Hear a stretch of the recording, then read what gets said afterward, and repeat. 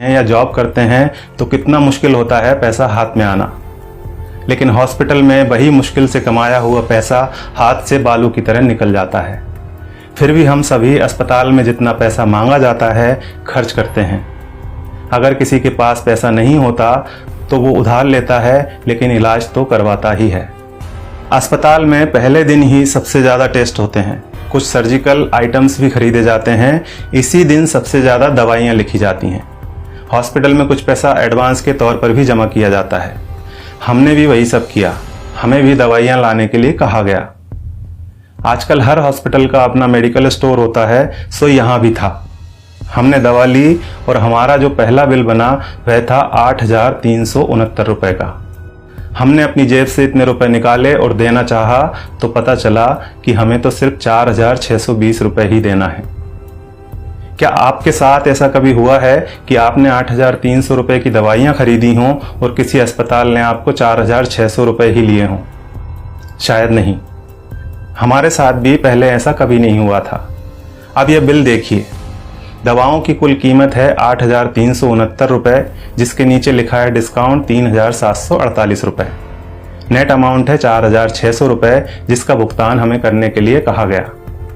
ऐसे हमारे पास और भी कई बिल हैं। हमने 5 दिन एडमिट रहने के दौरान वहां से कई बार दवाइयां खरीदी और हर बिल पर हमें ये छूट मिली। सबसे बड़ी बात यह थी कि ये डिस्काउंट हमें मांगने पर नहीं मिला था, ये बिना मांगे, हमारे बिना आग्रह किए पूरे सम्मान के साथ हमें दिया गया था, क्योंकि ये डिस्काउंट वहां उनके बिलिंग सॉफ्टवेयर में ही फीड कर दिया गया है। और आप यह जानकर हैरान होंगे कि डिस्काउंट का प्रतिशत 2, 4 या 10% नहीं है, यह बहुत ज़्यादा है। कुछ सर्जिकल और इंजेक्टेबल में डिस्काउंट 91% यानी 91% तक हैं, और जितने भी पेशेंट वहां एडमिट हैं सबको इसका लाभ मिल रहा है। अब आपके मन में सवाल उठ रहा होगा कि ऐसा क्यों? हम भी यही सोच रहे थे कि आखिर ऐसा क्यों। तो हमने डॉक्टर साहब से सीधे पूछ लिया, क्योंकि इसका जवाब तो वही दे सकते थे। फिर उन्होंने हमें बताया कि क्यों उनके अस्पताल में इतना डिस्काउंट दिया जाता है। उन्होंने हमें समझाया कि एमआरपी का खेल क्या होता है। एक उदाहरण के तौर पर उन्होंने बताया कि एक इंजेक्शन 270 रुपये का आता है और उस पर एमआरपी आती है 1,000 रुपये। उन्होंने कहा कि मेरा मन नहीं माना कि मैं 270 रुपये का वह इंजेक्शन अपने पेशेंट को 1,000 रुपये में बेच दूं। मैं डॉक्टर हूं, मुझे अपनी फीस और मेरे हॉस्पिटल की दूसरी सेवाओं का चार्ज मरीज से लेना है। 270 रुपये का इंजेक्शन 1,000 में नहीं बेचना। ये बात तो हुई डॉक्टर संजय कुमार के नैतिक मूल्यों की। अब यहाँ सवाल ये है कि दूसरे ज़्यादातर अस्पतालों के मालिकों ने क्या अपना ज़मीर बेच दिया है? बेबी गैस्ट्रो केयर अस्पताल के डॉक्टर संजय कुमार की तरह ये क्यों नहीं कहते कि हमें भी अपनी सर्विसेज का पैसा ही मरीज से लेना है? वे क्यों नहीं कहते कि 270 रुपये का इंजेक्शन 1,000 में हम नहीं बेचेंगे? दूसरा सवाल ये है कि आखिर दवा कंपनियों द्वारा इतनी एमआरपी लिखी ही क्यों जा रही है? इनको किसने अधिकार दिया है दवाओं पर इतनी ज़्यादा एमआरपी लिखने का?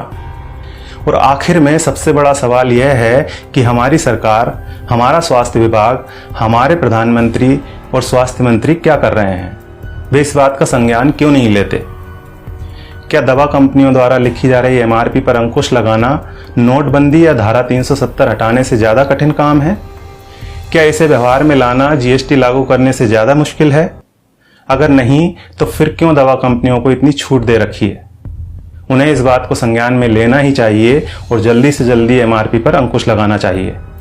जब तक ऐसा नहीं होता है तब तक आपको और हमें अपनी आवाज़ उठानी ही पड़ेगी, और ये इतना मुश्किल भी नहीं है। हम सबको बस इतना करना है कि अगर 270 रुपये का इंजेक्शन हमें 1,000 रुपये में दिया जा रहा है तो हमें कहना है भैया 300 लगा लो, चलो भैया 400 ले लेना। इसके साथ ही एक काम और करना है, और वो ये है कि इस वीडियो को ज़्यादा से ज़्यादा शेयर करना है। धन्यवाद।